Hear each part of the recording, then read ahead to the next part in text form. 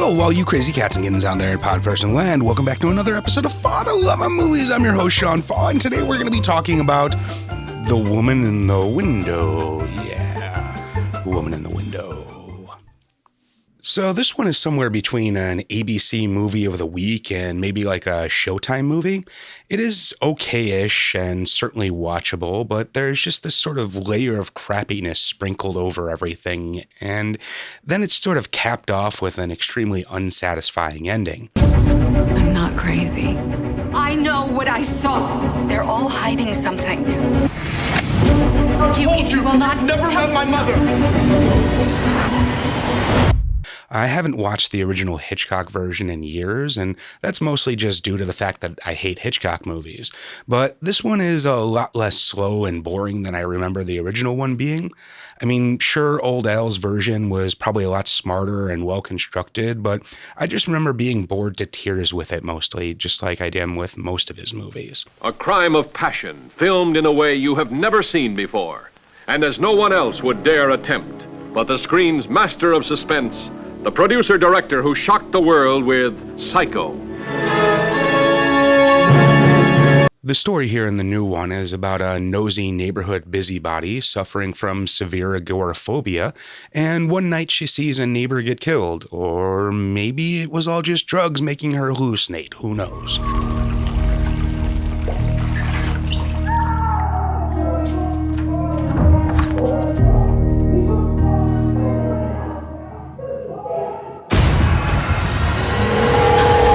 And this movie does a pretty okay job of building these elements and putting the pieces in place. It's mostly just super cheesy and predictable, but not bad for what it is. Then it really just falls flat on its face in the end when we find out the truth. I mean, the reveal itself is just dumb and uninteresting, but the performances make it so much worse at that point. Where's Jane? Mr. Russell believes that you made a mistake. You have never met my wife. Ma'am, you all right? I know Jane. Jane's been in my house. I mean, in general, the acting was fairly melodramatic the whole time. It felt like fairly accomplished actors just kind of hamming it up and trying to have like acting fun with a bunch of one-note characters and like a monotone script. And also most of them were like fatter and older than I remember, so it really just took a long time for me to figure out who they all were. I've been slipping, getting into a really dark frame of mind.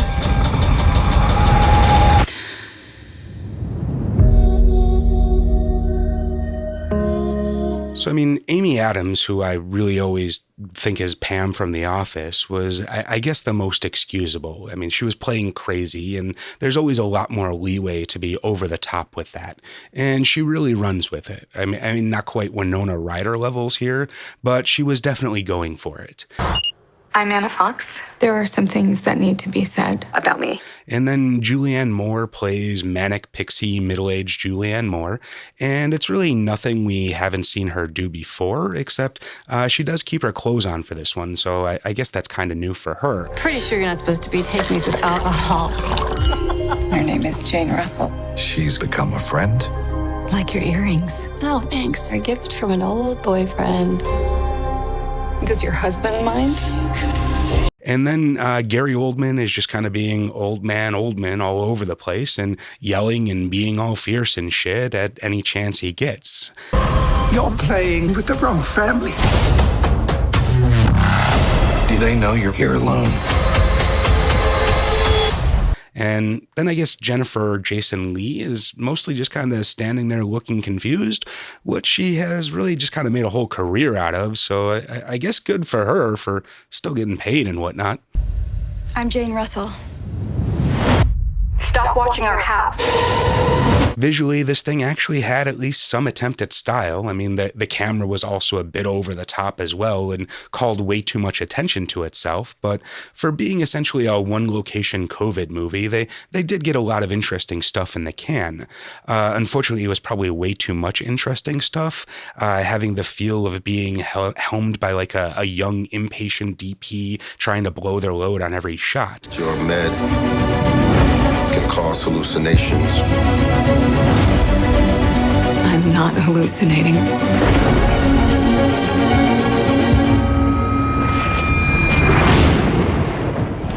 Sometimes less is more, but this movie doesn't really seem to subscribe to that at all, and instead throwing in weird VFX hallucinations of burning cars in the middle of living rooms and constantly trying to work in clips of classic cinema to like steal credibility from the masters.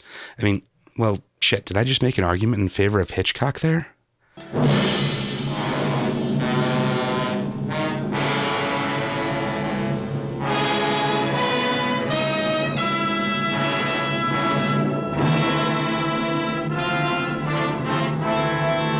Well, I guess he is a lot more reserved, but still just boring as fuck.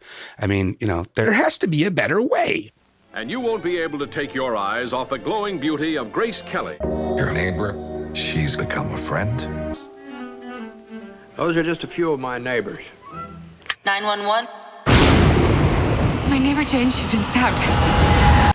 First, I watched them just to kill time, but then I couldn't take my eyes off them, just as you won't be able to. I mean, you know, some sort of middle ground, or maybe just stop trying to continually ride the coattails of classic cinema and make an attempt to create something actually timelessly classic yourself. But then again, that takes effort. And so why do that when we can just gender swap and reskin an old property and hit the ground running with a built-in audience recognition? I mean, yeah, that sounds way easier. Let's just do that. This is a safe place. I'm agoraphobic. I can't go outside.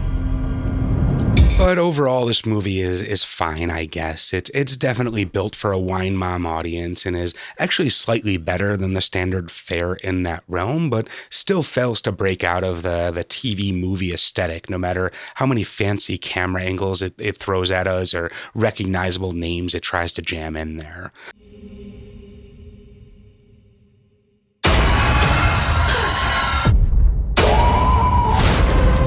But anyway, this has been Fa the Love of Movies. I'm Sean Fa. We've been watching The Woman in the Window, and yeah, make sure you like and comment and subscribe and do all that stuff. Phone a friend, tell an enemy, make a comment, let me know what you want me to watch next and rant about, or let me know why I was wrong about this one or why I'm wrong about all my other reviews. I don't mind fighting y'all. You know, I'll take you on, each of you, one at a time, maybe. Not the whole internet, but like, you know. I think there's somebody in my house. Don't go looking into other people's houses. You won't like what you see.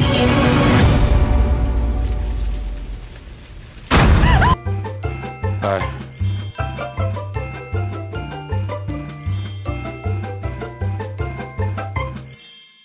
Oh, God damn it.